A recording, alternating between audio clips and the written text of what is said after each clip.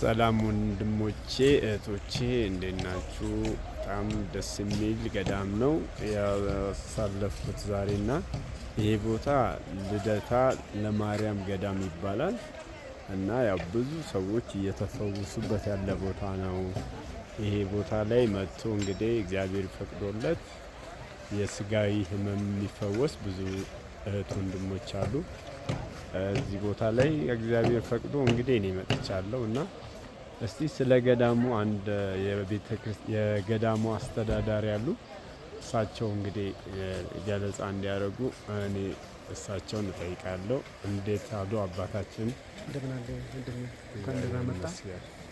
እንግዲህ ደብረ ገሊላ ልደታ ለማርያም አብሶ በዚህ በጾም ወራት ውስጥ በጣም አብዛኛው ሰው ያውቃል። ብዙ ሰው እዚህ መጥቶም ድኖበታል። እጅግ ድንቅ የሆነ ቅዱስ ስፍራ ነው እና ቦታው የማታውቁት ምናልባት ከዚህ አያት 49 ብላችሁ ብትመጡ እዚህ ጫፍ ተወርዶ 20 ደቂቃ ብቻ ወደ ውስጥ በመግባት የሚገኝ ቅዱስ ስፍራ ነው ማለት ነው።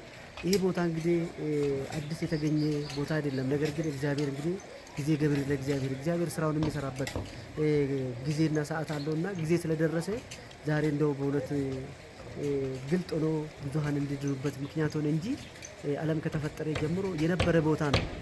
ነገር ግን ቦታው ላይ የሚገርማቸው አብሶ አሁን ያለንበት ይሄ ቅዱስ ስፍራ ዋሻ ቤተ መቅደስ ባለ 7 አምድ ባለ 7 ምሰሶ ውስጡ 7 አምድ አለው፣ 7 ምሰሶ አለው። ይሄ እንግዲህ ምንድነው ቦታው ላይ ደብረ ገሊላ ልደታ ማርያም ላይ አብዛኛው ቦታው ላይ ከ7 ቁጥር ጋር የተያያዘ ታሪክ አለው ማለት ነው። ከዚህ መካከል 7ቱ ጸበላት ይገኙበታል። ባለ 7 ምሰሶ ወይ ደግሞ ባለ 7 ኮለል ባለ 7 ቆበ ብእሲ ውቅር ዋሻ ቤተ መቅደስ ከአንድ አለት ላይ እየተፈለፈለ ይገኛል። ይሄን ደግሞ እየፈለፈለ ያሉት ከቅዱስ ላሊበላ ድረስ ከዚህ ድረስ መጥቶ ይሄን እንግዲህ ከቦታ ምስጢሩ ጋር አገናኝቶ ባለ 7 አምድ እየተፈለፈለ ነው የሚገኘው።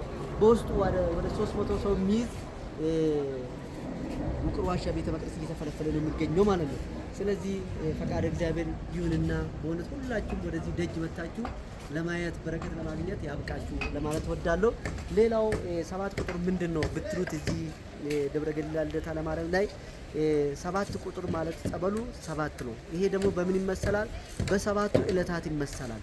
ዕለታት 7 ናቸው። ምናልባት በሽታ ሁሉ እንደምታመነው መንፈስ ወይ ደግሞ አጋንንት ነው ሰው እንዲጎሳቆል ሰው እንዲታመም የሚያደርገው ወይ ደግሞ የሚቆራኘው ሰይጣን ነው።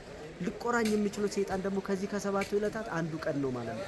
ሰኞ፣ ማክሰኞ፣ ሮብ፣ ሐሙስ እስከ እሁድ ባለው ከእሁድ እስከ እሁድ በዚህ ቀን አንዱ ቀን ነው ሊቆራኝ የሚችለው።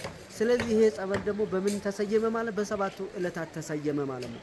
ስለዚህ አንድም በሽታ ከዚህ ከ7ቱ ዕለታት ከዚህ ከ7ቱ ጸበላት የሚያልፍ ነገር የለም።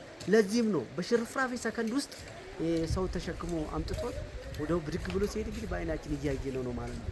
ድሮ በመጽሐፍ ስናይ የነበረው እነ መጻጉዕን የፈወሰ አምላክ አሁን ደግሞ በገሃድ በአይናችን በዘመናችን እያየን ነው የምንገኘው ማለት ነው። ስለዚህ 7ቱ ጸበላት በ7ቱ ዕለታት እንዲሁም ደግሞ የሰው ተፈጥሮ 4ቱ ባህርያተ ሥጋና 3ቱ ባህርያተ ነፍስ ሲደመር 7 ናቸው እንደሚታወቀው ማለት ነው። ስለዚህ ይሄ ጸበል በምን ተሰየመ ማለት ነው? በሰው ባህርያት ራሱ ተሰይሟል ማለት ነው።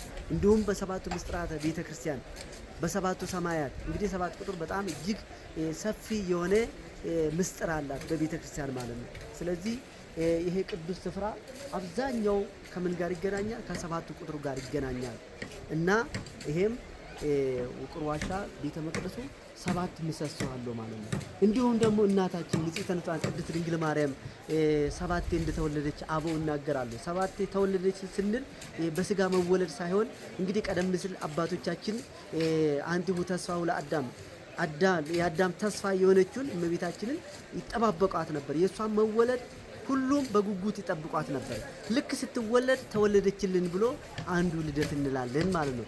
ከዛ በኋላ ለሐናና ኢያቄም እንደተወለደች ይታወቃል ማለት ነው።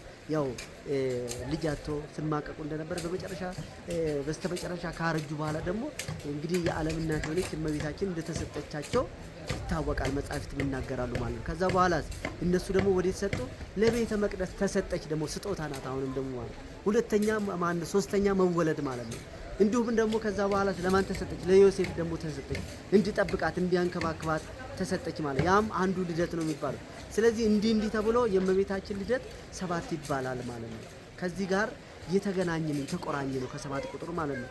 ስለዚህ ይህን ሚዲያ የምትከታተሉ ሰዎች ከምንም ከሁሉም አስቀድሞ በእውነት ምንም በዘመናችን ኃጢአታችን ቢበዛ እግዚአብሔር ደግሞ በምክንያት ድነትን እያበዛ በየቦታው ጸበላትን እያፈለቀ እንደዚህ በምክንያት የሰው ልጅ እንዲድን የሰው ልጅ ከደዌ እንዲላቀቅ የሰው ልጅ ተስፋ እንዲያገኝ እያደረገ ይገኛልና ይህን ሚዲያ የምትከታተሉ ሁላችሁም ወደዚህ ቅዱስ ስፍራ መጥታችሁ በእውነት እዚህ ደጅ እንድትረግጡ አምላከ ቅዱሳን የአበው አምላክ ሁላችሁም ይርዳችሁ።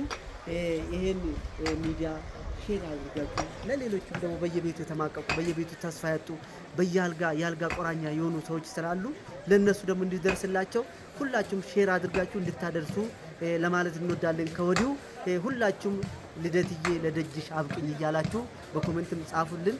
እግዚአብሔር አምላክ ሁላችንም መላ ዓለማችን ይባርክልን። አሜን አሜን። አባታችን